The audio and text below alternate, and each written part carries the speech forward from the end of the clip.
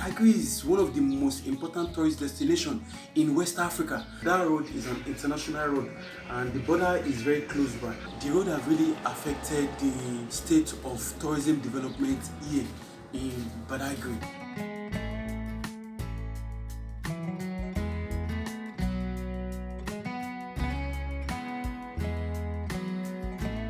The road, Badagry Express Road, has really affected our business because the tourists who do come for visits are no longer coming as they used to do before.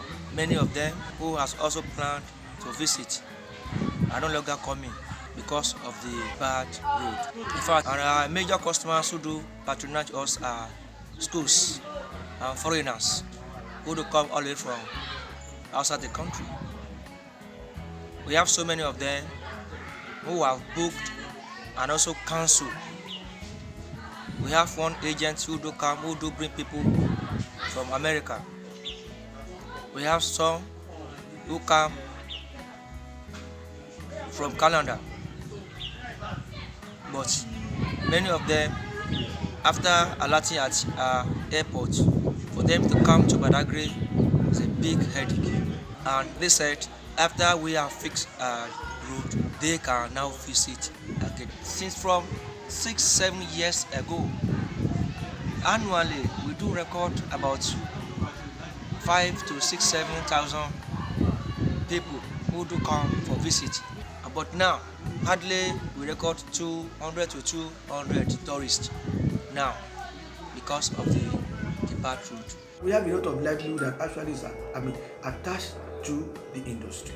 The tour operators, we have the boat operators, we have the hotels and everything. So these are livelihoods that are actually attached to the industry. They are suffering. Why? Because the tourists are no longer coming. The number has reduced drastically thanks to the state of that express road. Badagry is known for tourism and is the home of tourism.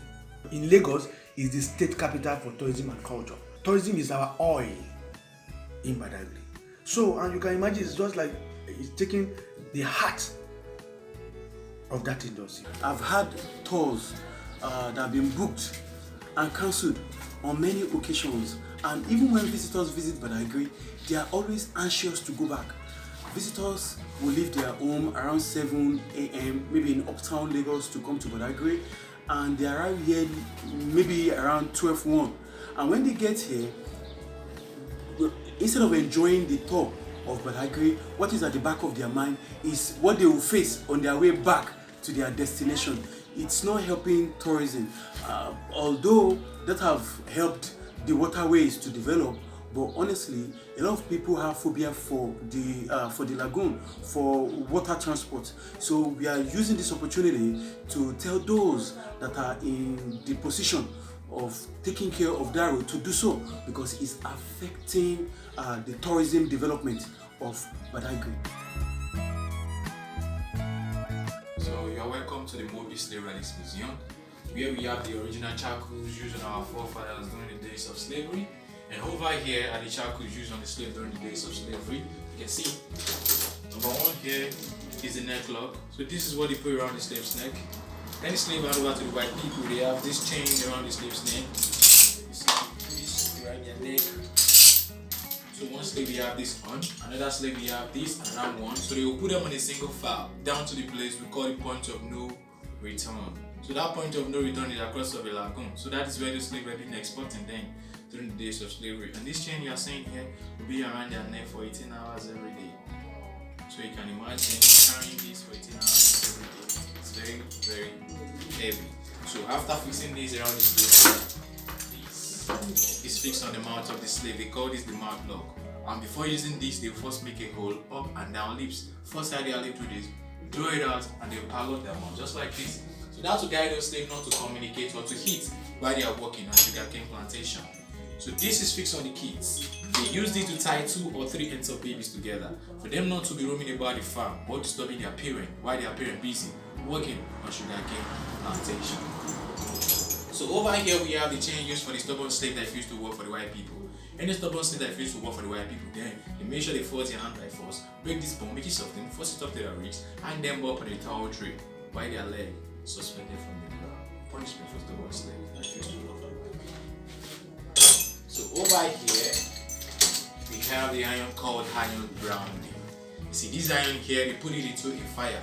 When it is very hot, it became red hot iron. They use this to write their names on their slave's body, because they don't have a name. They bear the white people's name. So for the white people to differentiate their slaves among others, they put this thing into a fire, they use it to write their name, for them to differentiate them, and they get them to their final destination. Also here is the one we use for two slave legs.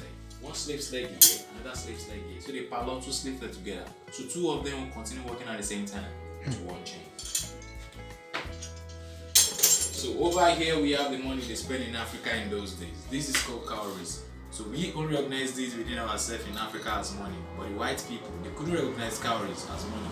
So in order for them to buy slaves, they practiced what we call trade by barter.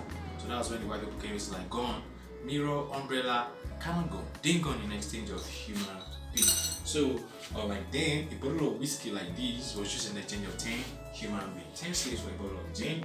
So over here we have a gun called cannon gun. So this one here is the smaller cannon gun. The smaller one was just an exchange of 40 human beings, while the bigger one outside there is an exchange of 100 human beings. And what do we use the cannon gun for?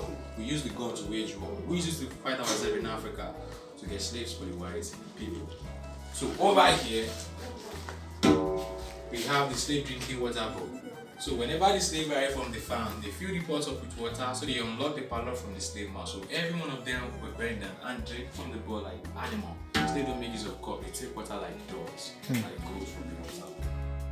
So we are appealing to federal government, state governments, and local governments also to please help us fix Badagry Express Road so that our business can also boom again. In terms of revenue generation, this is the biggest border in Nigeria. The biggest border in Nigeria. The border that generates enough money into the coffers of the federal government. And yet the road is being abandoned. So we want to make a passionate appeal to federal government. Though contractors are seen on the road, but the pace is slow. It's slow. We want to make a passionate appeal to the federal government to expedite action so that this road will be completed on time.